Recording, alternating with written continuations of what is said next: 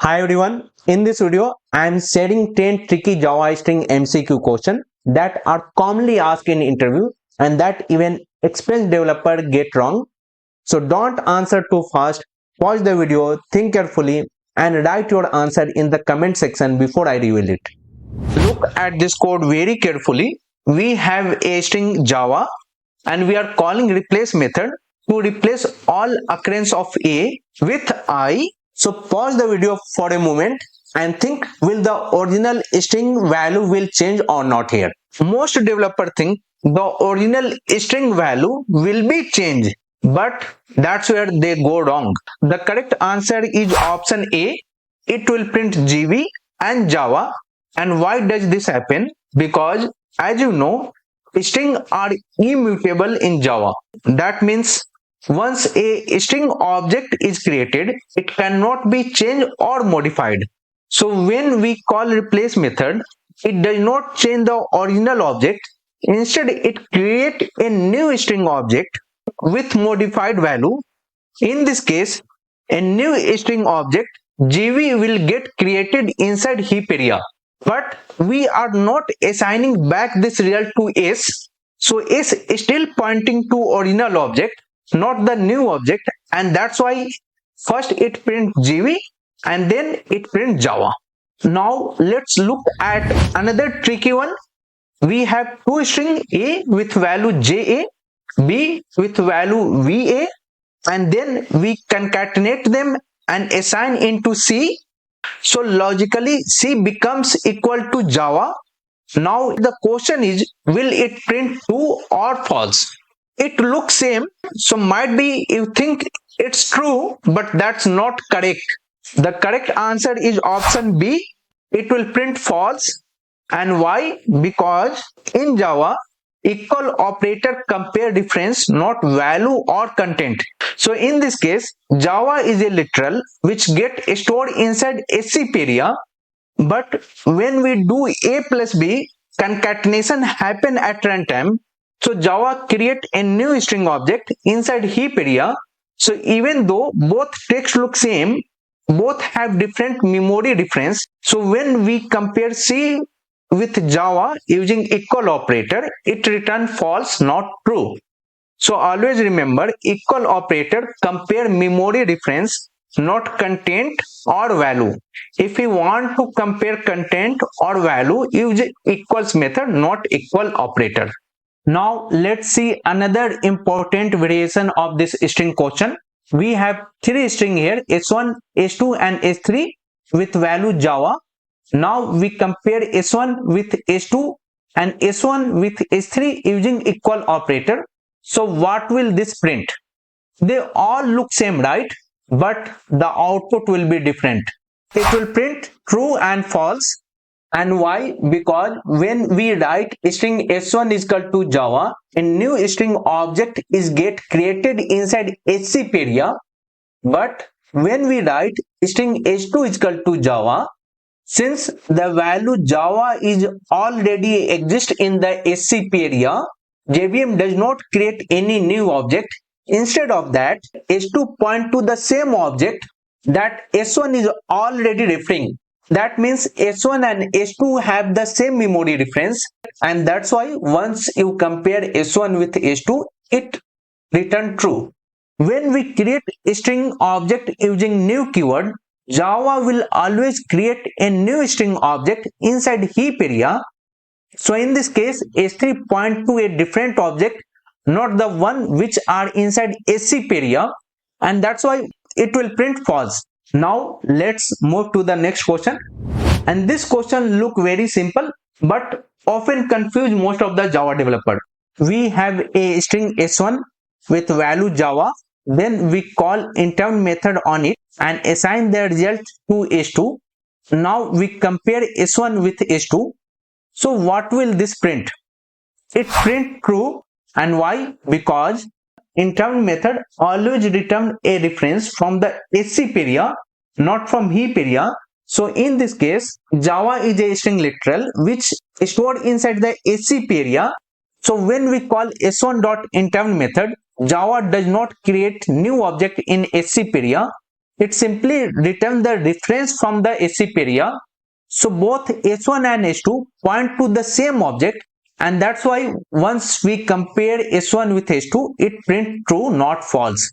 So please remember, intern method always give you the reference from the SCP area. If the string is not present in the pool, intern will add it first and then return its reference.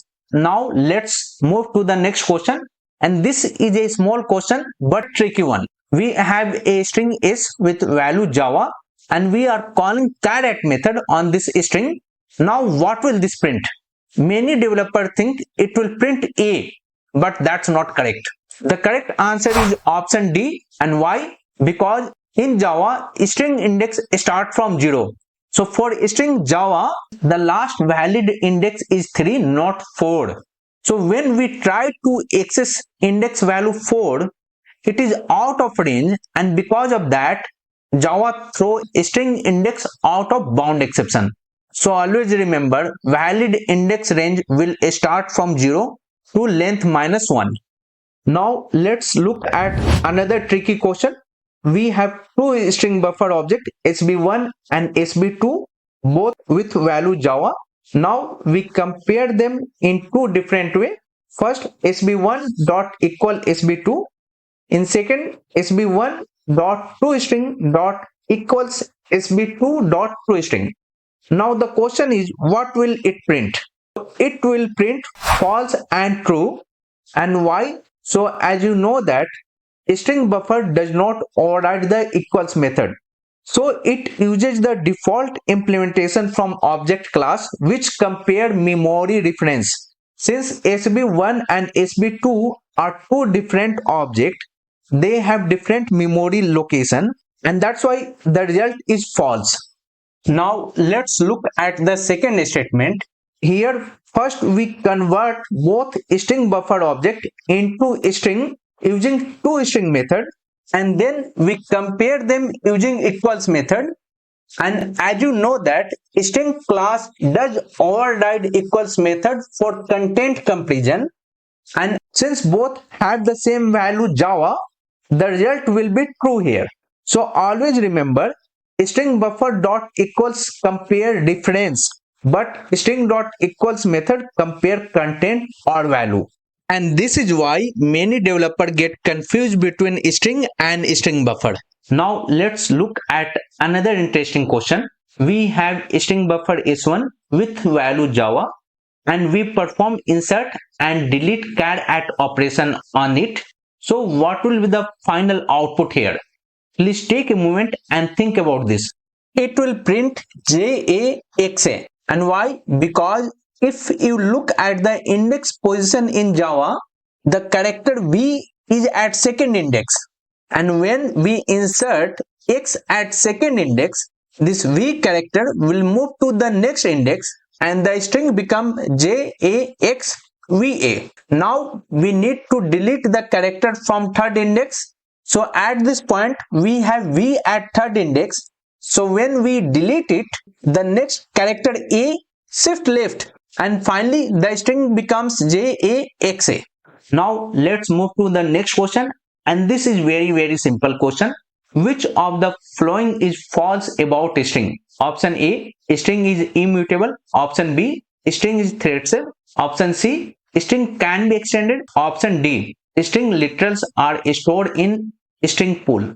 The correct answer is option C. And why? Because we know that string is a final class. It means that it cannot be extended further. So we cannot create any child class from the string class.